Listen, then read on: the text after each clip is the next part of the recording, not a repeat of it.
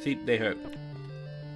That was me demoing what I mentioned in that cave earlier, that you could walk in the fire and that it would burn you.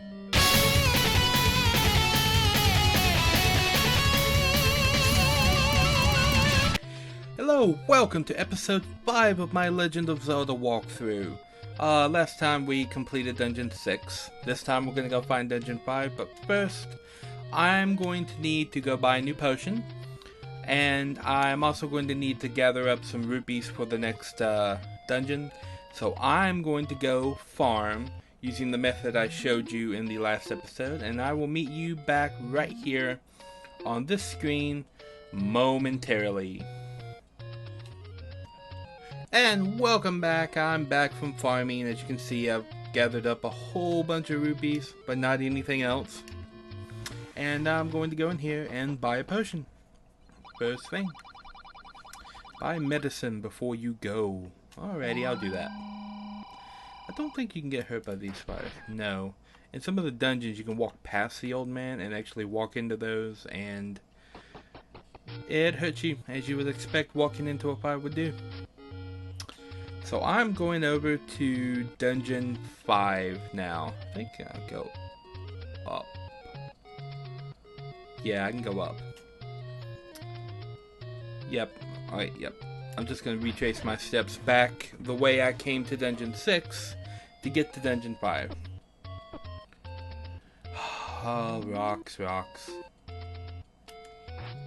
You can kill that guy if you hit him. I just never tried to, because it's not really that hard to avoid him. I've never actually managed to kill him with the... I think I did once. I killed him with a wooden sword one time. You have to hit him twice though, but if he goes in the water, he'll recover all of his health. There's an old lady in that waterfall right there that if you pay her 20 rupees, she will tell you go up the mountain ahead, which is actually referring to this. If you walk up, it looks like it repeats in every direction except to the left. But if you actually walk up 4 times in a row, Dungeon 5. And a Redland Molar out there trying to sneak up behind you. But yeah, let's check this one out. Now this dungeon is interesting because it's the first time that this enemy appears in the game, the Pole's voice. Now there's a lot of interesting stuff about this enemy. It takes quite a few sword hits, even with the magical sword, to kill them. However, if you pull out your arrows, it takes one shot, and one arrow can actually kill multiple of these guys. If you can find a whole room of them, they're really good for farming because they tend to drop a lot of rupees, which will replenish your arrows. But that's not necessarily the case in every version of this game. Look, it's the first time we've seen Gibdos too. Gibdo is the generic mummy of The Legend of Zelda. I don't know. I don't know why I couldn't hit that Gibdo. Anyway, Pole's voice. If you actually look in the manual of this game... Do I need to go... No, where am I going? I don't need to go in that room yet. I can go in this room.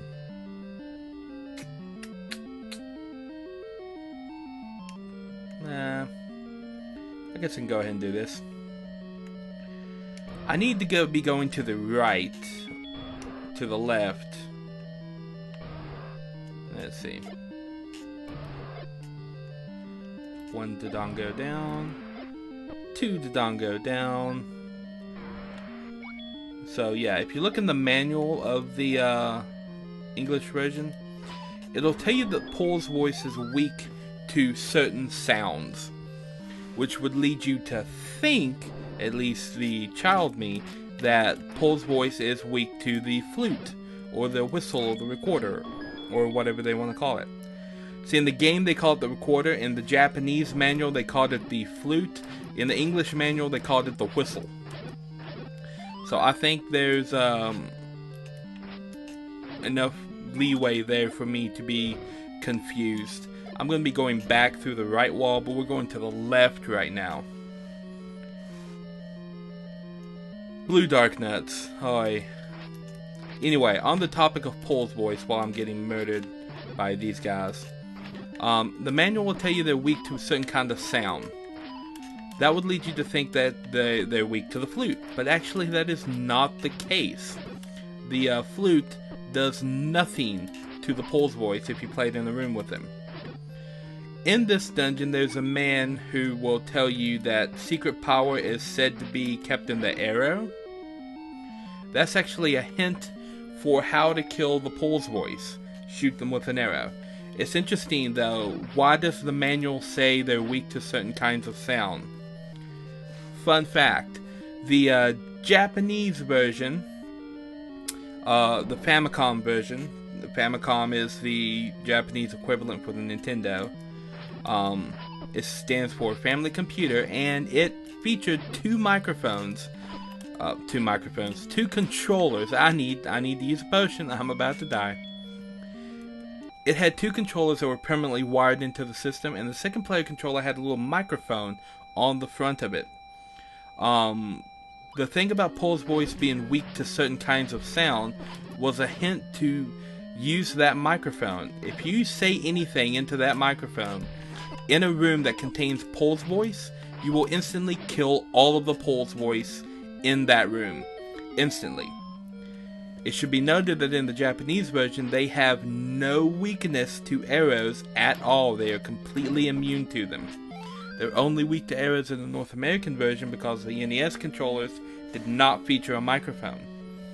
This actually holds true for every Japanese version of this game who has a microphone, that the Pole's voice are weak to the mic. But what about the Japanese consoles that did not have microphone capability?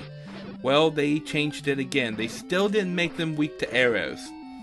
Instead, on the consoles that did not have a mic, they're weak to pressing the select button. I don't know, press it 4 times on the GBA port, on the Japanese GBA port, and all the Pole's voice die. American version, nothing. This guy, there's only 2 of him in each quest, and he will increase your bomb bag for 100 rupees. Which is why I mentioned that you needed to have 100 rupees. See, they hurt. Before going into this dungeon. That was me demoing what I mentioned in that cave earlier, that you could walk into fire and that it would burn you. Yeah. So, what was I talking about? Pole's voice? I talked about that. There's some interesting things with some... No! I'm going to run away. Blue dark nuts, they're horrible. They're horrible things. Give those not so much. I can kill them pretty easy. Now, if you come in here without the Master Sword, a little bit of a different story. Where am I going?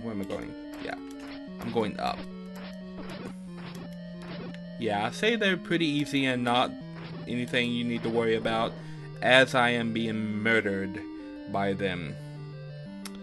Dodongo, I don't need to go back over there and grab that key now. I can go up here and get the map. This is one of those little T Island rooms. See? Map is over here this time. And, yeah, we're going this way and we're heading out to finish up the dungeon. This is an NSU room. Wow, I just got burned on my own. Is there anything in this room? I don't think there is. No, but there's a key in here once you kill all of these guys.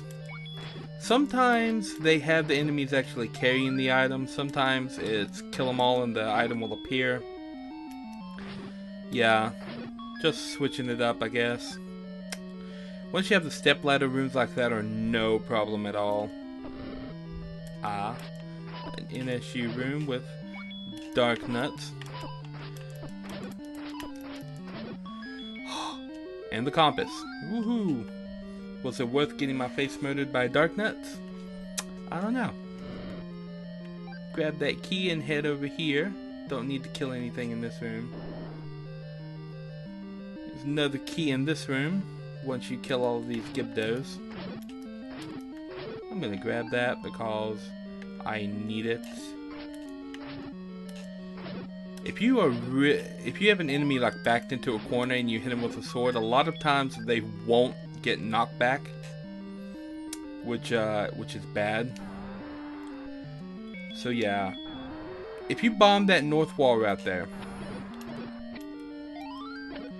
you will get an old man that tells you about